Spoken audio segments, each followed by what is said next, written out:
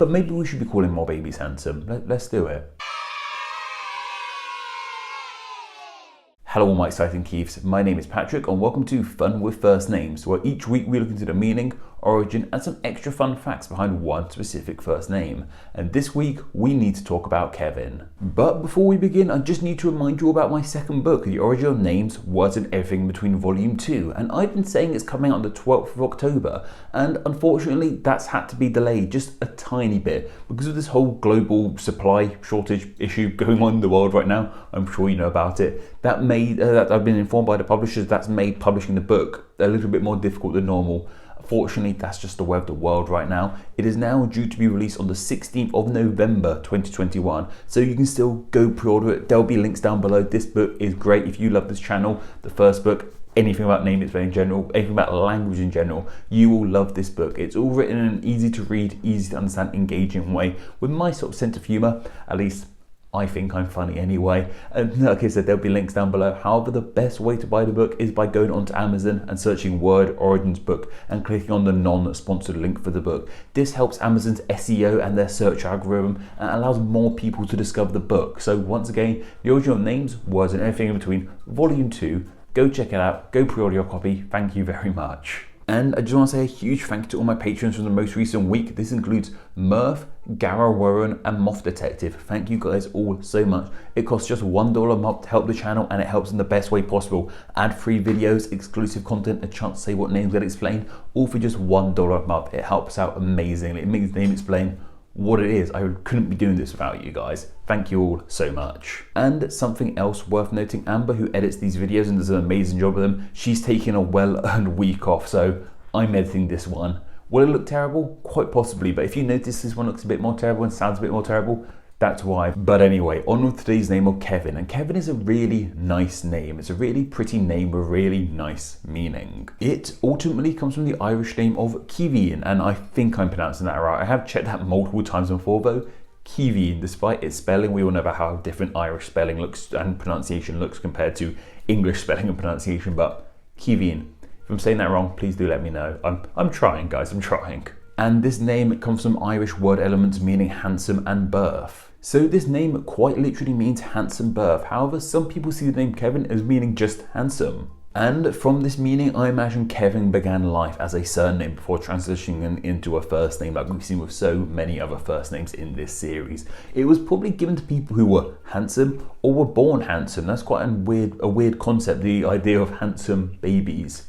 Very peculiar, but babies are cute. It's just, we don't really associate the term handsome with babies. We associate cute and adorable with babies. Handsome isn't, but maybe we should be calling more babies handsome. Let's do it. However, the word handsome actually has some more older archaic meanings, which the name may probably more likely actually relate to. Handsome actually has an older definition, meaning something is easy to do or control, or as the OED put it, easy to handle or control. That's straight from the horse's mouth. And we still kind of use the word in the sense today of the term of handsomely. If you do something handsomely, it kind of means you do it pretty easily and pleasantly. I could actually see it being this definition of the word handsome which inspired the name Kevin. I mean, giving birth in the past was quite an ordeal before modern medicine, modern hospitals.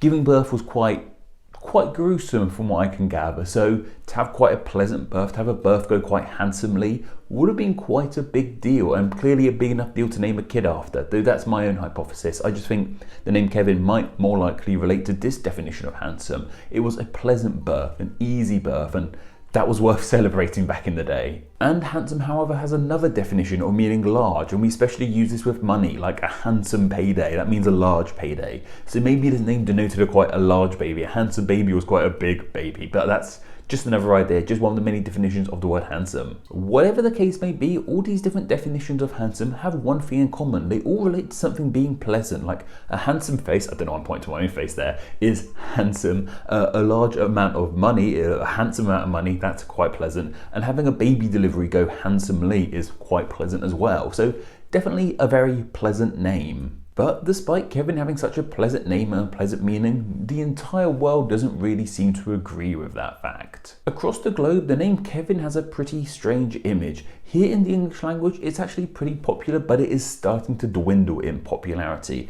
It's starting to be seen as what I can only refer to as a dad name. Names like Gary and Nigel, these names not associated with the older generation, so you wouldn't name a kid that. It's starting to go down that route, it would seem, and the name Kevin is still slightly dipping in popularity, but still pretty darn popular. It's not going anywhere anytime soon like Gary or Nigel. Though this tiny dip in popularity in the English language is the least of Kevin's worries, as over in Europe the name is becoming really despised, and especially in Germany. If you're German watching this, then I'm sure you already know where I'm coming from, but Germany have a real big issue with the name Kevin. Kevin has a really strange and negative image in Germany. It's thought to be the kind of name given to people from lower economic backgrounds with behavioural problems, drug addiction, you know the kind. I suppose the closest thing we have here in the UK is the term of chav. I guess Kevin is kind of like the German version of a chav.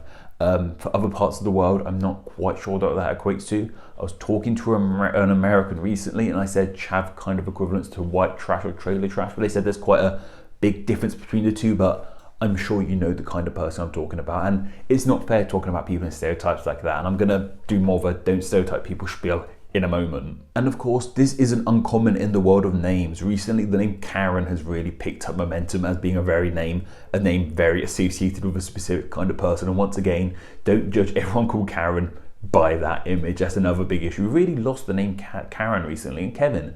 What is it with K's? Names beginning with K just seem to get the short end of the stick, to put it nicely. This, however, seems to be becoming quite a big issue in Germany. Apparently the German dating website eDarling did a survey and found out that profiles with the name Gary on them just got less clicks. People aren't attracted to people called Kevin just because of that name. They're judging people just by that name and go, nah, I'm good, and carrying on. So that's not good. This whole Kevin thing seems to ultimately come from the idea that German parents from lower economic backgrounds would more likely give their kids more Anglo-American names like Kevin, while as opposed to Germans from middle class higher up backgrounds would go with more traditional German names, but that's just one theory on the matter. This whole Kevin fiasco has even been labelled a disease in Germany called Kevinism, or as it translates into German as Kevinismus. I think I'm pronouncing that right. Kevinismus. Apparently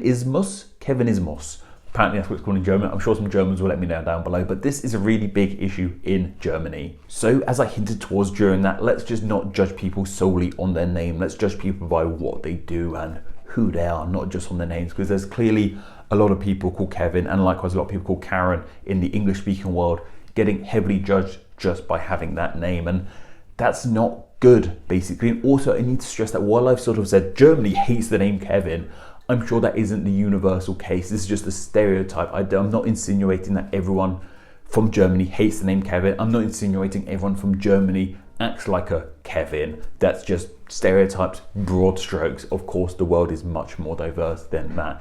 If you're German, please do let me know about it down below. And especially if you're a German Kevin, I'd love to hear from you down below as well. And it's just strange that despite the name Kevin having such a pleasant meaning, it doesn't have the most pleasant of images. Poor old Kevin. As mentioned, Kevin is still a really popular name in the English speaking world. In the USA, it's the 156th most popular boy's name in 2020, though as I'm sure you can see, it's actually starting to wane in popularity. So it's probably only going to go further and further down, unfortunately, but Kevin's had a pretty darn good run. And here in the UK, it's the 166th most popular boy's name. It's actually 10 spaces lower than it is stateside.